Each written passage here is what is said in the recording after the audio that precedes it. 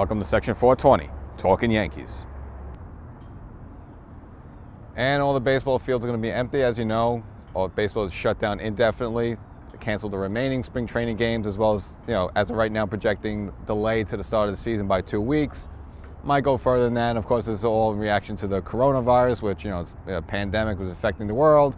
And, I guess everyone's just taking precautions. I mean, really, this got started a couple weeks ago. The Utah Jazz, a couple of their players caught the disease. So they're like, NBA said, all right, we're shutting it down. And everyone's kind of followed suit. You figure it was going to happen anyway. NHL shut down. And then lastly, baseball shut down. And in general, just like the world shutting down. I mean, businesses, people working from home. Broadway shut down. In fact, even in New York, they passed a law where you can't have a gathering of 500 people or more. So anything like that is shut down. And really, it's just kind of a weird period right now. It's a little, even though, obviously the death rate is low overall, but it's almost like the feeling you got like after 9/11 or more like after Hurricane Sandy, where you're just kind of in this limbo mode. So there's gonna be no baseball for a while, unfortunately, but we'll see how it plays out. I think it's gonna probably go for a few more weeks. But again, this is all to keep society safe, keep people away from each other, and of course, if you got a bunch of people, well, first of all, you got the players. I mean, more than that, but it's more about the fans. Really, just you don't want. It just takes one person to get in the crowd and cough and sneeze, and then next thing you know, like 20 people are sick. So it's all about the curve. Now you say, what's the curve? Well, according to the director of the National Institute of Allergy and Infectious Disease, Dr. Anthony Fauci, is on the president's crack team to solve this case. Basically, what you want to do is that you have a straight line, and that straight line represents hospital facilities, beds, being able to handle a large society that gets sick. Now, in terms of what happened, initial disease in places, especially China, Italy, Iran, their curve was like this. See, they had more of a problem versus the line that they could handle. So the whole idea of what they're doing with this complete shutdown in the U.S. is keep the curve low as possible. So if you keep the curve low, it's parallel more to what facilities can handle. So they figure, all right, let's not get people sick right away. So let's keep them apart, keep them home, keep them away from each other. This way the curve goes low versus high, because if you go high like Iran, or if you see like in Italy, there's having a lot of these deaths because the problem is their facilities can't handle all these people. So the idea is to keep it low. Now, in terms of his actual projections, they said could be 8 to 9 weeks, but really, we really don't know. I mean, again, it's going to go on for a while. We're in the middle of winter's flu season anyway, and this thing is estimated to be 10 times more powerful than your ordinary flu. So again, it's just best to keep everyone home and not go into ball games. Now, the Yankees had a little scare of their own. Sanchez actually tested for flu-like symptoms, and they were like, uh-oh, is this spread to the Yankees? But it turns out he just has a regular flu, so it's not the coronavirus. So obviously they isolated him from the team. And as for the Yankees themselves, well, MLB pretty much gave the players for all the teams options. Now, they could either stay where they are, they could go to their home city, home state, whatever they are. So pretty much the Yankees did, they got together, huddled up, said, all right, you know what should we do here? They decided to stay in Tampa, which is a good move. I mean, in terms of potential catching the virus, you had a higher risk in New York. I mean, New York because it's New York, and you got a lot of travelers. I mean, New York's been hit bad, DC's been hit bad. So figured stay down in Tampa, Florida, less likely. And number two, it just keeps the team together during a time, let them work out more, heal up some of these injuries, getting on the massage table, whatever have you, instead of risking anything. And plus, if you look at it in terms of states that have been hit with this stuff, Florida's only had 2 cases where people have passed away, unfortunately. But it was a situation where one of them was like a healthcare worker in Iran at the peak of when they were having their issues. So in terms of being in New York and Florida, they're better off in Florida. And again, hopefully by the time this all is done, hopefully Gary Sanchez is back. And, again, obviously, baseball and injuries and this sickness is 2 different things. But Gary was hurt, nursing a hurt back, so at least he also get some time just to stay off the field, heal himself, and then hopefully when all this stuff is over, he's back 100%. Not feeling any pains or any back issues or anything like that. So where does that leave Yankees season ticket holders and ticket holders in general? Well, right now nobody has a clear answer. I mean, it could go a few different ways they could go about this. Obviously, you can't move the entire season down because then dates and make up day for that, make up for that day, everyone will lose track. No one will be able to keep track of that. So pretty much it seems like consensus is that whenever they're ready to go, that'll be opening day. So whether it's April 9th, whether it's April 15th, April 20th, that'll be the opening day of baseball. And in terms of the games they missed beforehand, they'll just find ways to backfill it in. You could backfill it on some off days, perhaps do doubleheaders on Sundays. That was proposed as well. So a few different options. Or again, I don't think they're going to shorten the season, which I think they probably should. The problem is that this is the way the players' union and the current contract they're under, they are paid for 162 games. So you got to kind of have to play 162 games as much as possible. Now, if you shorten the season to like 140 games, 150 games, I don't know, maybe that breaks the contract, maybe they can't do it. So they're going to explore all these different options. Again, probably the most reasonable thing would be to do doubleheaders on Sundays, but again, that's what they used to do back in the day in the 50s and 60s before night baseball and television and all that stuff. But are the players going to want to beat themselves up on every Sunday like that? I don't know how that's going to play out, especially now. You do have the options, again, they expanding the roster to the 26th or the 27th man, as we mentioned last episode. So there's some flexibility. We'll see how it goes. I just think the most sense is to start it wherever it is, and then whatever off days, backfill it. You can have rain delays as well. So, and then you have to make up games and make up games and make up games. Maybe we'll see the first triple header. And same as Sanchez, the only silver lining you take from this is that some Yankee players have been hurt a little bit, especially Judge. His situation could be worse. We still don't know yet, but give some players some time to rest, as well as Stanton, which we'll get into in a second. But with Judge, again, showed up to spring training, had a little soreness. We're all like, don't worry about it, just sit yourself down. And it just persisted, didn't go away. Well, turns out he has a fractured rib. Oh, who would have known that? So it supposedly happened last season. We always see Judge, diving, stretching for the balls. He's a great defender. Apparently, one of these dives, he partially, fractured a rib. So they were in a situation like, what are they going to do? You really can't operate on the rib. In fact, there's even talked about having a procedure to have it removed, and that pretty much would have shelved him for the whole season. Still a possibility, but right now, just kind of say, hey, just rest and recoup, and just hope it kind of heals itself. Again, with a cracked rib, you really can't do anything about it. It just kind of has to heal itself. So, again, at least it gives Judge some time just to, rest, recoup, do like that. And same thing with Stanton. The right calf, the same, calf issue had last season, that cropped up again. And I think Yankee fans are ready to throw him into the fire. But again, at least now he can rest up, recoup a little bit. And so when they are ready for baseball, he could be there on opening day versus waiting too much. Which, I just think fans are kind of getting really on the edge with Stanton. I don't think they blame him for last season like that. But if he has another season like last season where he's hurt the whole year, he's really going to start hearing it. And it turns out Luis Severino's broken. So this injury, which just seemed like to be a muscle strain or a lat strain, well, it turns out he needs Tommy John. So his 2020 is gone, and probably a chunk of 2021 as well. Didn't really see this coming. We figured this is a muscle strain like that, it would heal itself. But, kind of a big blow for the Yankees because you were looking forward to Luis Severino being that solid number 2 and have possibly the best 1-2 punch in baseball of Cole Severino. You're not going to have that now. Now, again, the Yankees are still okay. Still got Paxton. He's starting to throw right now, and it seems by all means, again, depending when the season starts, he should be good to go by May. And there's opportunity for him to grow and be a tough guy and be that number 2. But really, you need Cole and Severino 1-2 as a 1-2 punch. It kind of hurts. Now, the only thing that silver lining with that is that actually Happ has been really sharp in spring. Looks like he even lost a few pounds. So, that's some good news there. But really, the Severino thing, that's a blow.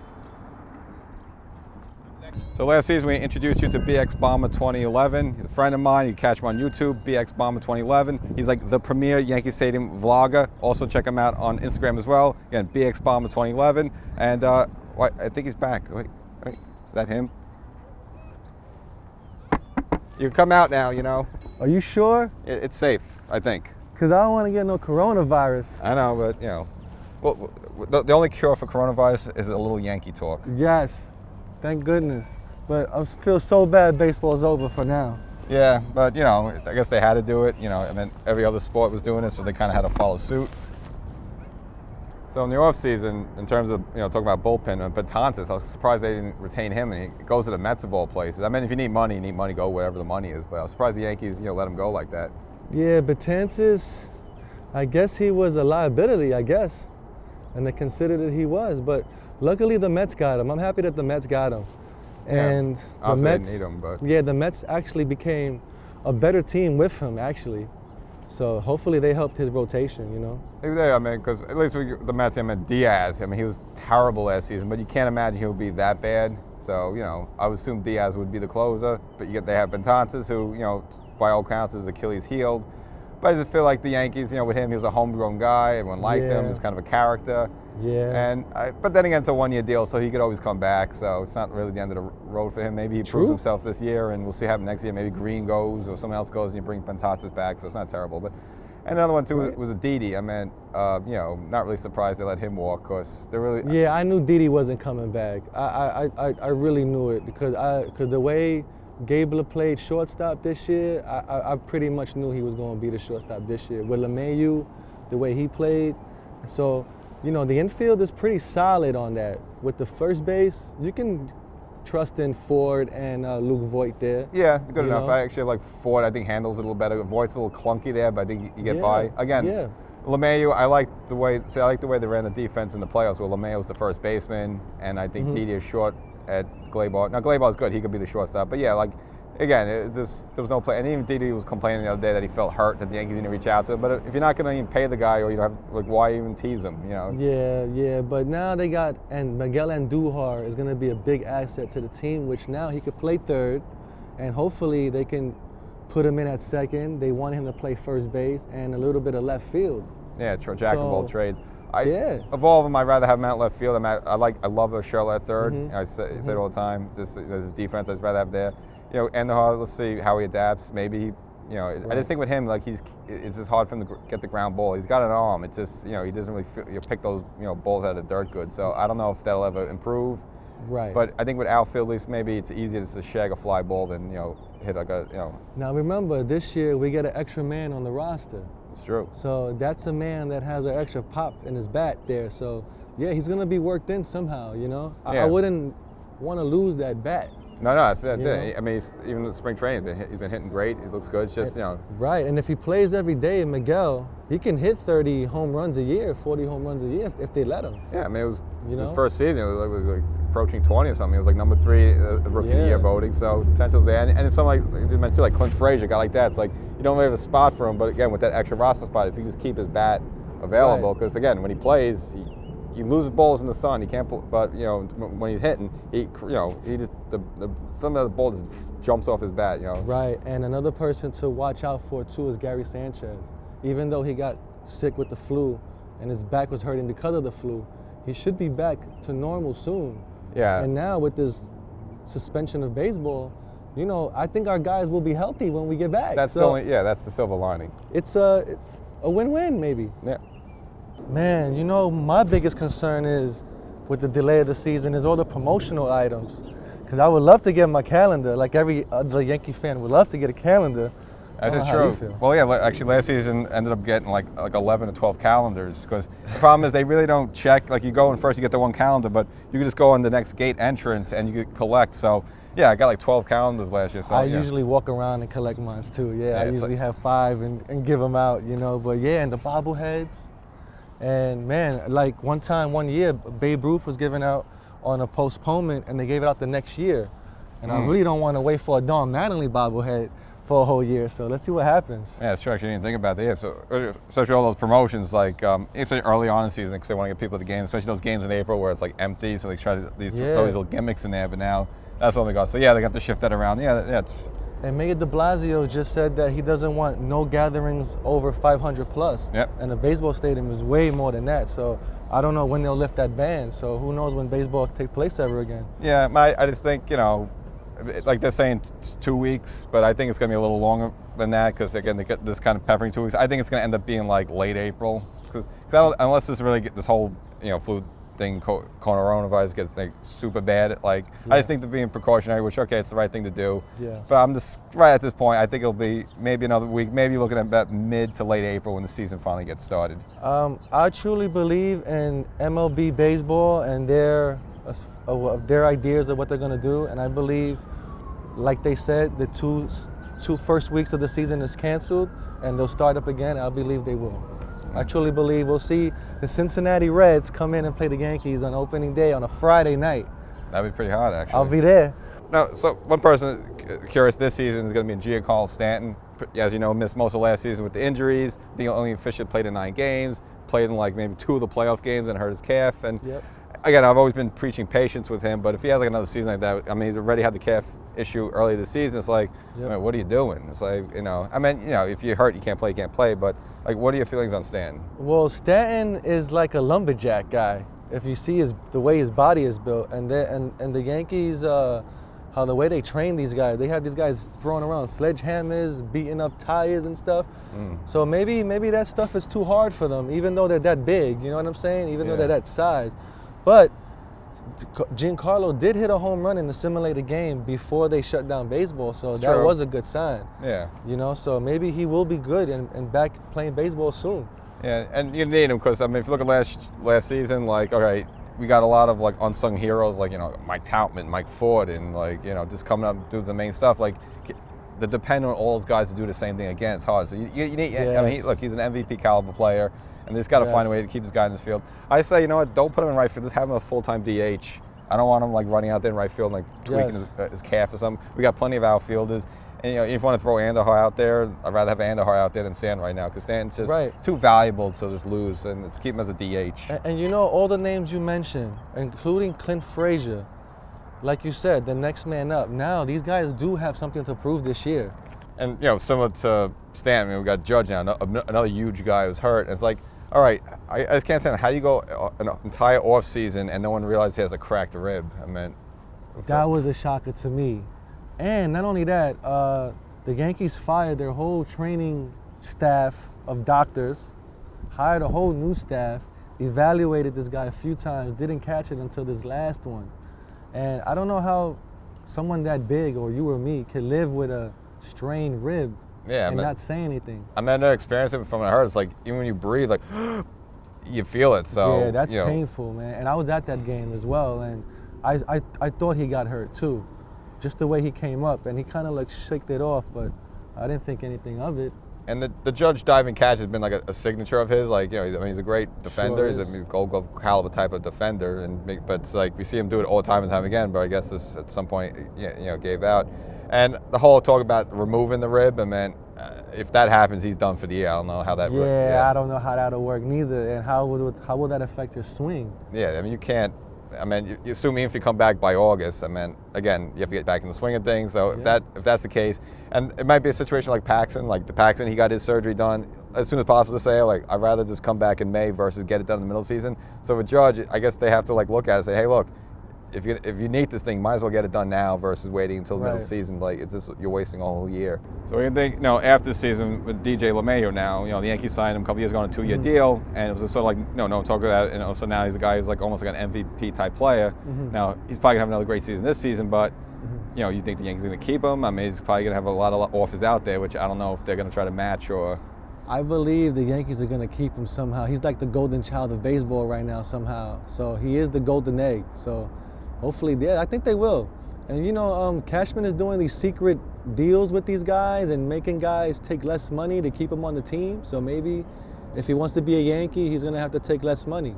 Yeah, because you have him coming up, then also at some point, you know, they're going to have to make a decision on Gary Sanchez, who we just mentioned, Judge. I mean, now I like he made a nice sweetheart deal with Severino, but you know, it's funny, like 2 years ago, all right, so he signs a 4-year deal, $10 million per, which is great value. Only problem is now he hasn't even pitched the last 2 seasons, so it's like, you know, that contract's like, ugh. Right, and the key word is they avoided arbitration. That means a lot, and that's about 4 or 5 guys, I think, on the team. So yeah, that says a lot. That Cashman has a lot of loyalty there between the players. So maybe they really think they can really win with these guys and win a World Series. Yeah, if they're bought in like that. But I just hope he's not like, you know, also concerned because I mean he's given out some contracts like I think the Stanton one. We'll see how that plays out, but they might regret that. The Hicks one's like, I don't know if they're going to end up regretting that. I mean, well, he's going to come back from back surgery this year allegedly. Stanton is for 8 years. We got Cole for 9, so that's the whole decade there. So we're gonna have to just grow to love him, I guess. Yeah, you know? Those guys. But yeah, I just worry about LeMahieu. I mean, again, it'd be great if they keep him. I just have a feeling that some other teams will offer him 5 years, and the Yankees won't be able to match that. And well, if the Yankees start winning championships or start getting close, I don't think he's gonna want to leave the team. Actually, I don't think anyone wants to leave the team. Yeah, and especially the way they decided to stay down in Tampa. You know, just to show the camaraderie. Yeah, that's a good unit and. Now, on the other hand, a guy like Austin Romine, that he was a rookie on the team for a long time, and if you love the player and you want him to play, let the guy go to a different team and let him be a starter, you know, like a lot of guys do. But he's one of them that's been there for a long time, and No, I was happy. I'm happy I was him happy play. for Roman Yeah, I'm because he happy to deserved see to him be a play. starter. I mean, Yeah. with Sanchez there, even though Roman had the better defense, you're still gonna go Sanchez because he's just a Right. beast at the plate. And Right. his defense has gotten better, so he's not the liability he was maybe 3 years ago. And he was lucky to play last year because of the injuries. If not, he wouldn't have played neither. And that made him a great person to go look after, and he's on the team. So switching things back to the Astros. Obviously, we know the manager got fired, the GM got fired, but the players really kind of got away scot-free, and they really weren't apologetic. I mean, Right. do you think baseball should come down harder on them? I mean, how do you think they should have handled that? I think players should have been suspended as well. It's the same as taking a steroid. If you took a steroid to cheat the game to make yourself better, they cheated the game by using cameras to make themselves better. It's kind of the same concept. So yeah, players should have been suspended as well. But how do you know, how can you pinpoint the person? That's the thing. So I guess they're gonna have to give up somebody, or somebody's gonna have to talk, but nobody has done that, so. Yeah, and I think this is the baseball code. Like, I even think, Cole on the Yankees probably knows a little more about it, but he's kind of stuck. He was there last season. He obviously he probably knows what's going on. But, like what are you going to do? It's Right. like... David Ortiz made a big stink about it, saying that he was calling the guy a snitch and everything. Yeah. So, yeah, I guess there is a baseball code on where you have to keep it to yourself. But it sucks that I feel robbed of the 2017 season. I had World Series tickets. I had all of them. I was ready to go, and they robbed me, man. I feel like they should just give me my money back. I was really surprised Mookie Betts even made it to the Dodgers, though. That was something to see. Now the Dodgers are a superpower loaded. now. Yeah, they're truly loaded. They look like the Yankees. Pretty much. And, I mean, it was a good deal because they got rid of the Price contract. But, let's just say you're a Boston fan. What do you think of going to season? It's like, all right, well, Price, I'm sure they have to get rid of Price, whatever, yay and nay. But Mookie Betts, If I was a Boston fan, I would be ashamed right now. I would be putting my head in the sand because now you're the laughing stock to Yankee fans. So now, whatever you're gonna say now, we got you now. You can't talk back to us. Can't say championships or any of that stuff. So now the Yankees are above them. Yeah. With all that. I think it was a case where they figured, the Yankees are just going to probably beat us anyway. So, why hold on to bets or pay money? The season's probably going to be trash anyway. And who knows now? It might change the landscape now that the season's somewhat compromised in terms of the number of games or when they play. So, maybe it would have been beneficial for them to keep Mookie. But again, none of us could have predicted this coronavirus thing. Well, remember, the Boston Red Sox were in the cheating scandal as well. So a lot of these players' averages were inflated because of these cheating with the video. True. So now they're coming back to their reality and they really can't play as well. So yeah, they're gonna probably continue on to be probably a under 500 team. And I was saying the whole Astros scandal is getting back to that. I mean, it was really almost even though of course Yankee, it was really like a double win because you kind of stick it to the Mets a little bit because they had to get rid of Beltran, so they're a little bit of an influx. It might work out for the better because Lou, the new manager, he comes from the Felipe Lou brand, so he actually, it might be a better manager than Beltran was. And of course, the Red Sox, lose Alex Cora, and they have to get someone in there quick. So, it kind of puts them on a tailspin a little bit. Right, man. And the only person I feel bad about is Buck Showalter not getting a job in all those manager positions. But the Mets look like a better team with or without this guy. So it's all good. Now, you mentioned before with Boone overusing the bullpen. Now, the bullpen's going to be tricky this year because now those new rules go into the state where a batter has to face a minimum of three hitters if he comes out, or at least has to be a person who finishes the inning. I think that's going to be the most drastic, revolutionary thing right in the game that's going to affect. It hurts a lot of pitchers because if you bring a guy in that's real weak, and he's going to get lit. Right. So now the whole thing is you can't do the Joe Torre method anymore. The Joe Torre method was playing chess, and you really can't play chess now in baseball. Now, Joe Torre would say, have this guy pitch to this guy, have him Graham Lloyd to the lefty, then switch him up, Jeff left, Nelson, right. then the Stanton to the Mendoza to Rivera. But yeah, now it's like one guy. You got to go get 3 outs or face 3 batters. So it really affects the game and free agency as well, because now they're looking for guys who can get 3 outs now instead of opposing to 1 out. Or a lefty specialist that can only get a righty out or something like that, So it really is going to affect the pricing of pitchers too. Yeah, because there used to be some pitchers make a living off this getting 1 out. That's it. Back in the days, have like Mike Myers, that side armor. But yeah, like I said, those type of pitchers now maybe they're going to be extinct. Yeah. And I just think the biggest effect is it's going to be games are going to be wrecked. So let's say some pitcher comes in and it's only like a 1 or 2 run lead, and he just blows up and he loses the game, and that happens like all the time. Right. I think it's going to drive fans nuts. I Right. think it's bad for the game because then like pretty much late inning leads are going to mean nothing, and it's like, Yeah. all right, you want to see, it's exciting when like you come back against a team and Yeah. late, but if it happens all the time for all the teams, I think it really hurts the game. It really does, man. And not only that, it's gonna affect the crowds too. Because if you have a team that's not so great and they're getting blasted at home, who's gonna attend the games? That's you true. know? So maybe they should trial run it for a while, or maybe go back to it. Yeah. Go back to the old style. Like it's probably gonna be locked in at least for this season, but I guess Yeah. they'll evaluate and say, all right, was this a good idea or not? And it's all for speeding up the game. Like even if you speed up the game an extra 3 minutes, I don't think it's worth it because it's still baseball. It's gonna be long anyway, Yeah, I mean, things happen in baseball. Doubles happen, rallies happen, so time passes, and games do become longer. But yeah, it all depends on the fan and entertainment. Yeah. You know. Only reason I just think that the Yankees are pretty much set up for this because their pitches, they could pretty much pitch to lefties already. Like Canely, Right. in fact, Canely, they like to throw him against lefties more, even though he's a right-handed pitcher because he has the off-speed pitch. Green has that blazing fastball; he can just blow anybody away. Right. And even Zach Britton, yes, he's a lefty, but he's actually more effective against righties. So at least the Yankees are Right. set up, and their pitches could go against anyone. So I don't think it affects the Yankees as much other teams in baseball. Yeah, I mean, they got the squad there. I mean, they have the ultimate setup with Chapman and Ottavino and Britton and those guys that you just mentioned. But now with the game changing, like we just said, with the 3 batters that you have to face, now you need a guy that can be almost a starter, Yeah. to take on these guys. And it's gonna be more about managing the rest, and you can't use the same guy 3 days in a row because that's Right. 9 innings. So I think it's gonna affect it that way. Right. Again, I'm sure Boone's gonna have they're gonna have to plan to map this out, and I think the good part is that the Yankees do have some they have plenty of good arms, even like Luis Sessa, who I know he's trying to go for the 5th starter spot. I don't think he'll get it, but he had his best season last year as a long guy, and you're gonna need guys. You got whether it's Sessa or Loizaga. There's gonna be nights where he's not used to pitching the 7th, 8th inning, but he's gonna have to because there's gonna be some nights where they just can't use Britton or they just can't use Green or Ottavino. But the Yankees do have a minor league system that have a lot of pitching, and they are relying on these guys. And I forget his name, Herrera or something like that. He's pitching like 90 miles an hour or something like that. He's a new prospect. They just picked him up. And he's going to be somebody on the way up. So they have guys ready to come up. It's just that they're not developed yet. They can't come into a major league game and go 1 inning. That's the thing. They don't have the stamina yet. So they're going to have to work on that for a while. And it takes a while.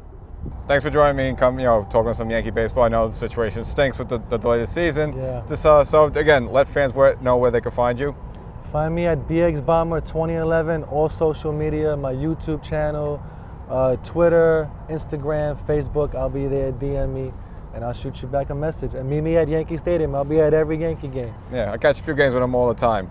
Now, we did a lot of Yankee talking, but I think people are going to, with no baseball, they want to see some Yankee action or some baseball hitting. So, I don't know, do you have a ball on you? Yeah, I sure do. Oh. There it is. Let's get this done. All right, give me the heat.